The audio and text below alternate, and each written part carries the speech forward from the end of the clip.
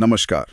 कभी सोचा है कि जब सरकार अपनी तिजोरी खोलती है या मान लीजिए टैक्स में कुछ फेरबदल करती है तो अर्थव्यवस्था पर उसका असर ठीक उतने का ही होता है या फिर कहानी कुछ और है?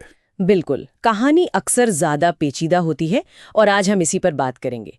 हमारे पास अर्थव्यवस्था पर राजकोषीय गुणकों का प्रभाव पर कुछ अहम जानकारी है।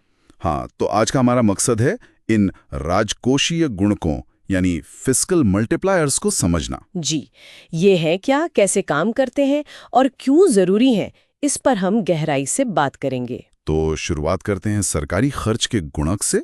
स्रोत बताते हैं कि जब सरकार अपना खर्च यानी जी बढ़ाती है टैक्स को छेड़े बिना, तो कुल आय यानी वाय में जो बढ़ोतरी होती है, हाँ, वो शुरुआती खर्च से कई ज्यादा होती है। सही कहा।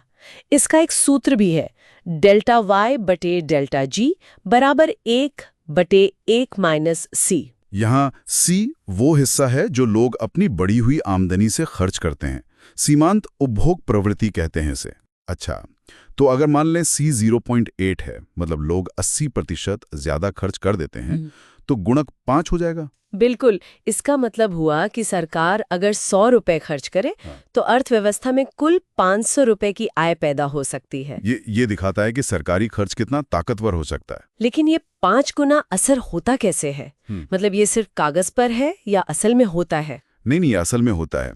देखिए, इसके पीछे ना एक पूरी चेन रिएक्शन है। हाँ। स्रोत इसे एक लहर की तरह बताते हैं। सरकार ने खर्च किया, वो पैसा किसी की जेब में गया, मतलब आय बना। हाँ। अब वो व्यक्ति उस आय का एक हिस्सा यानी सी जितना खर्च करेगा। हाँ। वो पैसा फिर किसी और की आय बनेगा। अच्छा, फिर वो भी खर्च करेगा? हाँ, और फिर वो भी उसका सी हिस्सा खर्च करेगा और ये सिलसिला चलता रहता है। हाँ। हर बार रकम थोड़ी कम होती जाती है, पर सब जुड़कर शुरुआती खर्च से कई गुना ज्यादा असर पैदा कर देता है। दिलचस्प। अच्छा, तो ये तो हुई सरकारी खर्च की बात। अब आते हैं टैक्स पर। स्रोत कहते हैं कि टैक्स कटौती यानी टैक्स कम करने से भी आय बढ़ती है। जी हाँ, बढ़ती है। पर असर सरकारी खर्च जितना नहीं होता। नहीं, उतना नहीं होता। इसका सूत्र है delta y by delta t is equal to minus c 1 minus c. अगर हम वही सी इज इक्वल टू 8 वाला उदाहरण लें तो ये गुणक -4 आएगा। -4 मतलब 100 रुपए की टैक्स कटौती से आय 400 रुपए बढ़ेगी, 500 नहीं। बिल्कुल। ऐसा क्यों? फर्क क्यों है? इसकी वजह भी समझने लायक है। देखिए, सरकारी खर्च जैसे सड़क बनाना, वो सीधे अर्थव्यवस्था की कुल मांग मतलब एग्रीगेट डिमांड में जुड़ जाता है। सीधे? ठीक है, लेकिन टैक्स कटौती वो पहले लोगों की प्रयोज्य आय मतलब डिस्पोजेबल इनकम बढ़ाती है। पैसा पहले लोगों के हाथ में आता है। हाँ। अब लोग उस बढ़ी हुई आय का कितना हिस्सा खर्च करेंगे और कितना बचाएंगे, ये तो सी पर निर्भर करता है ना? सही बात। तो कुछ पैसा खर्च होने के बजाय बच भी सकता है। हाँ, इसीलिए पूरा पैसा फौरन मांग नहीं बनता और असर थोड़ा कमजोर रह जाता है सरकारी खर्च के मुकाबले। अच्छा, एक और स्थिति स्रोतों में बताई गई है, संतुलित बजट गुणक। मतलब अगर सरकार खर्च भी बढ़ाए और ठीक उतना ही टैक्स भी बढ़ा दे, delta g is equal to delta t. हाँ, ये सुनने में लगता है कि शायद कोई असर नहीं होगा, है ना? एक तरफ से दिया, दूसरी तरफ से ले लिया। हाँ बिल्कुल, लगता है असर शून्य होगा। पर ऐसा नहीं है। हैरानी की बात है कि यहाँ गुणक हमेशा 1 होता है। हमेशा 1। हाँ? मतलब 100 रुपए का सरकारी खर्च और 100 रुपए का टैक्स बढ़ाने पर भी कुल आय 100 रुपए बढ़ जाती है। जी हाँ, ये थोड़ा अजीब लग सकता है, लेकिन इसका कारण है सरकारी खर्च का जो 100 रुपए का सीधा पॉजिटिव असर है, वो टैक्स बढ़ने से उपभोग में होने वाली कमी के नेगेटिव असर से ज्यादा मजबूत होता है, क्योंकि उपभोग में कमी पूरे 100 रुपए की नहीं होगी, वो सी 100 रुपए की होगी, यानी 80 रुपए की, अगर सी बराबर 0.8 है। अच्छा, तो 100 का पॉजिटिव असर और 80 का नेगेटिव असर, तो नेट 20 का पॉजिटिव असर हुआ। नहीं, गुणक 1 है, मतलब 100 का असर। हाँ, मतलब पूरी प्रक्रिया के बाद कुल असर 100 रुपए आय बढ़ने का होता है। इसका मतलब है कि सरकार बजट बिगाड़े बिना भी अर्थव्यवस्था को थोड़ा पुश दे सकती है। हाँ, ये उतना शक्तिशाली नहीं है जितना सिर्फ खर्च बढ़ाना होता है। पर असल दुनिया में, जैसा कि स्रोत भी बताते हैं, टैक्स एकमुश्त या लमसम तो होते नहीं है। अक्सर ज्यादातर टैक्स तो आय के अनुपात में होते हैं, है ना?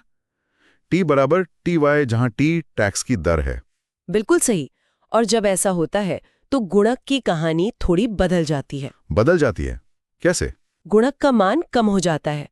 जब आनुपातिक टैक्स हो तो सरकारी खर्च गुणक का सूत्र बनता है 1 1 minus c 1 minus T. Okay, 1/1 - c गुणा 1 - t। हाँ, तो अगर c बराबर 0.8 और टैक्स दर t बराबर 0.25 यानी 25% है, तो अब गुणक निकालिए, वो सिर्फ 2.5 रह जाता है। ओ, 5 से घटकर सीधा 2.5, आधा रह गया। जी, तो इसका मतलब है कि आनुपातिक टैक्स गुणक के असर को कम कर देते हैं। तो क्या ये अच्छी बात है या बुरी? ये असल में अर्थव्यवस्था के लिए एक तरह का कुशन बन जाता है। स्रोत सामग्री में इन्हें स्वतः स्थिरक कहा गया है, ऑटोमेटिक स्टेबलाइजर्स। Automatic stabilisers. मतलब ये कि ये टैक्स सिस्टम अपने आप अर्थव्यवस्था के उतार चढ़ाव को थोड़ा काबू में रखता है। देखिए, जब अर्थव्यवस्था तेजी से बढ़ रही होती है, हाँ, लोगों की आय बढ़ती है, हाँ, तो वे ज्यादा टैक्स देते हैं, हाँ, अपने आप, बिना सरकार के कुछ किए। इससे उनके खर्च करने की ताकत थोड़ी कम होती है और अर्थव्यवस्था जरूरत से ज्यादा गर्म होने से बचती है। अच्छा, और मंदी में इसका उल्टा? बिल्कुल, मंदी में आय गिरती है तो टैक्स भी अपने आप कम हो जाता है। लोगों के हाथ में थोड़ा ज्यादा पैसा रहता है खर्च करने को।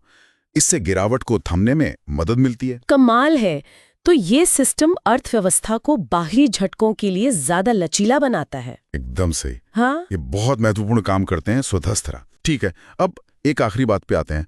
अगर सरकार सीधे सामान खरीदने या सड़क बनाने के बजाय लोगों को सीधे पैसे दे, जैसे पेंशन या सब्सिडी वगैरह, जिसे ट्रांसफर पेमेंट्स या टीआर कहते हैं। हाँ, हस्तांतरण भुगतान। स्रोत बताते हैं कि इसका असर भी होता है। आय बढ़ती है, पर सरकारी खरीद यानी जी जितना नहीं। जी, ये सही है, क्योंकि हस्तांतरण भुगतान भी टैक्स कटौती की तरह पहले लोगों की प्रयोज्य आय बढ़ाते हैं। पैसा सीधे लोगों के पास जाता है और फिर वो उसका सी हिस्सा ही खर्च करते हैं। बिल्कुल, तो इसका गुणक होता है delta y delta t r बराबर c/1 - c। हमारे c = 0.8 वाले उदाहरण में ये 4 होगा। 4, जो सरकारी खर्च के गुणक 5 से तो कम है, पर टैक्स कटौती के गुणक -4 के निरपेक्ष मान यानी एब्सोल्यूट वैल्यू के बराबर है। हाँ, तो ये फिर वही बात दिखाता है कि पैसा किस रास्ते से अर्थव्यवस्था में डाला जा रहा है, इससे असर पर फर्क पड़ता है। सरकारी खरीद का असर सबसे सीधा और सबसे ज्यादा होता है। तो कुल मिलाकर इस पूरी चर्चा का सार ये निकलता है कि सरकार के अलग अलग वित्तीय कदम, चाहे वो खर्च हों, टैक्स हों या सीधे पैसे देना हो, अर्थव्यवस्था पर अलग अलग गुणक असर डालते हैं। सिर्फ ये नहीं कि कितना पैसा डाला, बल्कि ये भी कि कैसे डाला। ये बहुत महत्वपूर्ण है। और इन गुणकों को समझना नीति बनाने वालों के लिए बेहद जरूरी है। इससे वो अंदाजा लगा सकते हैं कि उनकी पॉलिसी कितनी असरदार होगी। और हाँ, ये स्वतः स्थिरक वाली बात भी आर्थिक स्थिरता के लिए बहुत अहम है। हाँ, लेकिन ये भी ध्यान रखना होगा, जैसा शायद स्रोतों में भी इशारा है, कि असल दुनिया में गुणक का मान कई और चीजों पर भी निर्भर करता होगा। बिल्कुल, जैसे लोगों के भविष्य को लेकर उम्मीदें क्या हैं, ब्याज दरें क्या चल रही हैं, देश बाहर से कितना सामान मंगाता है, आयात, ये सब चीजें गुणक के मान को प्रभावित कर सकती हैं। मॉडल एक सरलीकरण है, पर जरूरी ढांचा देता है। सही कहा। तो ये सब जानने के बाद एक सवाल शायद सोचने लायक है कि आज के हालात में अर्थव्यवस्था को गति देने के लिए नीति बनाने वालों के पास सबसे अच्छा औजार कौन सा है? सरकारी खर्च बढ़ाना, टैक्स घटाना या फिर हस्तांतरण भुगतान? और इस फैसले में ये बात कितनी मायने रखती है कि लोग मिले हुए पैसे का कितना हिस्सा खर्च करेंगे और कितना बचाएंगे? ये वाकई एक बड़ा सवाल है जिस पर लगातार विचार करने की जरूरत है।